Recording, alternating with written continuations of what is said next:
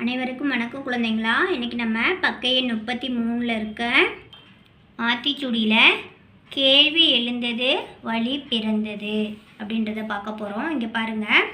அதுக்கு முன்னாடி கேள்வி முயல்னால் என்னன்றதை பார்க்கலாம். கேள்வி நம்ம எப்பெல்லாம் அதிகமாக கேள்வி கேட்குறோமோ அப்போல்லாம் நம்ம நிறைய விஷயங்களை தெரிஞ்சுக்குவோம்.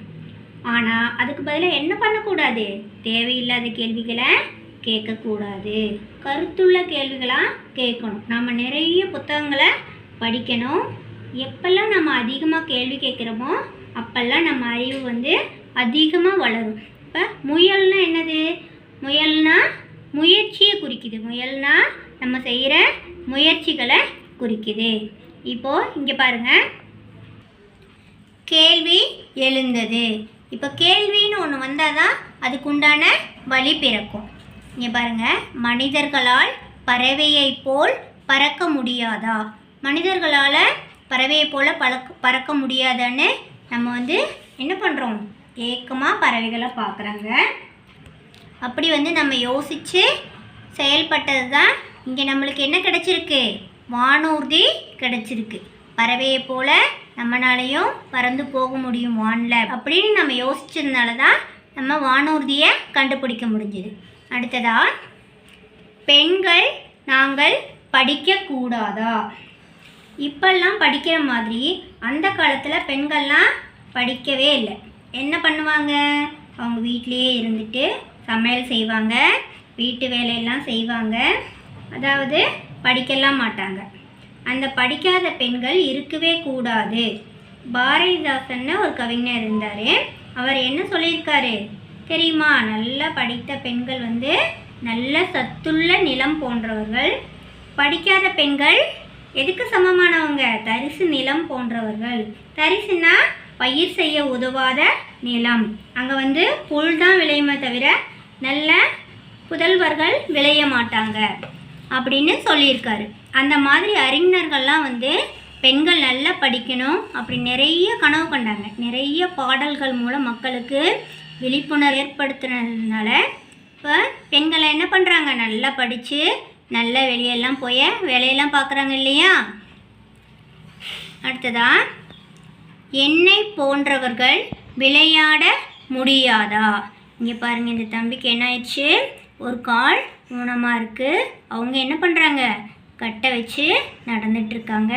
இந்த கட்டையோட உதவியினால தான் அவங்க நடக்கிறாங்க. அவங்க என்ன ஏக்கமாக பார்க்குறாங்க, என்னை போன்றவர்கள் விளையாட முடியாதா அப்படின்னு ஏங்கி கேட்குறாங்க. அதுக்கு தான் கண்டிப்பாக விளையாட முடியும்.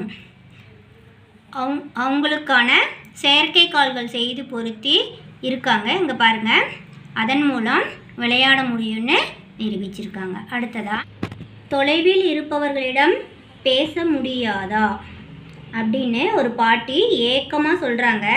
இந்த காலகட்டத்தில் என்ன பண்ணுறாங்க, வேலைக்காக சொந்த ஊரை விட்டு ரொம்ப தொலைவில் போயிடுறாங்க. வேலை பார்க்குற அவங்கக்கிட்ட எல்லாம் எப்படி பேச முடியும்? பேசுறதுக்கு எது உதவுது? தொலைபேசி. அடுத்தது கைபேசி. அது மூலமாக நம்ம எவ்வளவு தூரத்தில் இருந்தாலும் பேச முடியும்.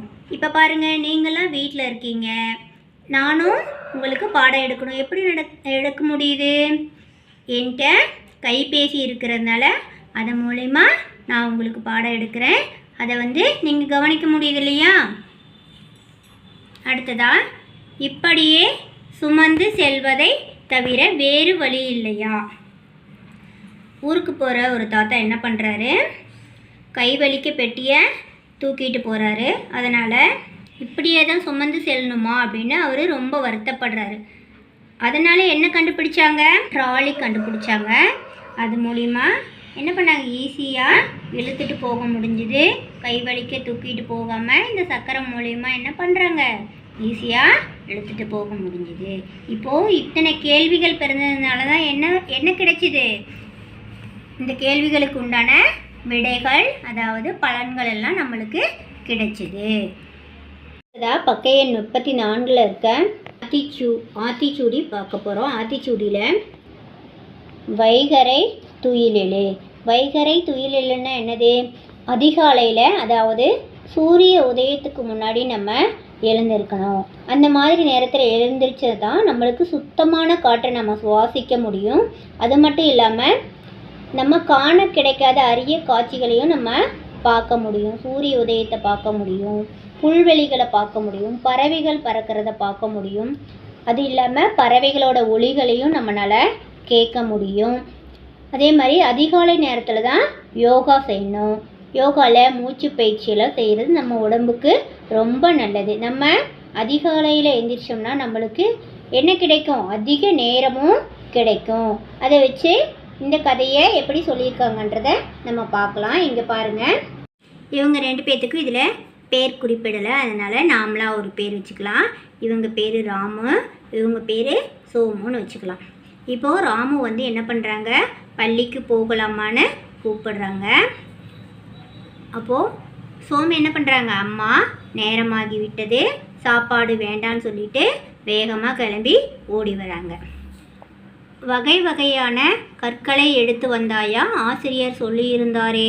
இப்போ ஆக்டிவிட்டிக்கு வகை வகையான கற்களை எடுத்துகிட்டு வர சொல்லியிருக்காங்க அப்படின்னு ராமு சோமுட்ட கேட்குறாங்க. காலையில் செய்ய நினைத்தேன், ஆனால் நேரமில்லை அப்படின்னு சோமு சொல்கிறாங்க. இதோ பார், நான் சேகரித்து விட்டேன், இரவே நான் சேகரித்து விட்டேன்னு யார் சொல்கிறாங்க? ராமு சொல்கிறாங்க. சோமு இரவே முடித்து விட்டாயான்னு கேட்குறாங்க. காலையில் தான் சேகரித்தேன் அப்படின்னு ராமு சொல்கிறாங்க. காலையில் எப்படி பள்ளிக்கு கிளம்பவே நேரம் போதவில்லையே, அப்போது அதுக்கு அப்படின்னு சோமு கேட்குறாங்க. ராமு சொல்கிறாங்க, நான் விடியற்காலையில் எழுந்து விடுவேன், அதனால் நிறைய நேரம் கிடைத்தது. காலை நேரம் எவ்வளவு அழகு தெரியுமா அப்படின்னு ராமு சொல்கிறாங்க. அவங்க விடியற்காலையில் எழுந்திரிச்சதுனால அவங்களுக்கு நிறைய நேரம் கிடைச்சிது. அவங்க ஆக்டிவிட்டிக்கு தேவையான என்ன ஆசிரியர் சொல்லியிருந்தாரோ அந்த கற்களையெல்லாம் அவங்களால சேகரிக்க முடிஞ்சுது. ஓ, இனி நானும் விடியற்காலையில் எழ முயற்சி செய்கிறேன் அப்படின்னு சோமு செய்கிறாங்க. இதைத்தான் வந்து வைகரையில் துயிலெழு அப்படின்னு சொல்லியிருக்காங்க. இன்னைக்கு எழுத்து வரிசை நகர வரிசை. ந, நா, நி, நீ, நு, நூ, நெ, நே, நை, நொ, நோ, நௌ. அடுத்ததான் நம்ம இன்னைக்கு ஆத்திச்சூடி எழுத போகிறோம்.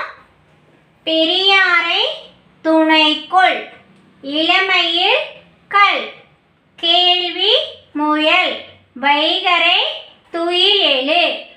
இதே மாதிரி அழகா நோட்டில் எழுதணும் குழந்தைங்களா. நன்றி குழந்தைங்களா.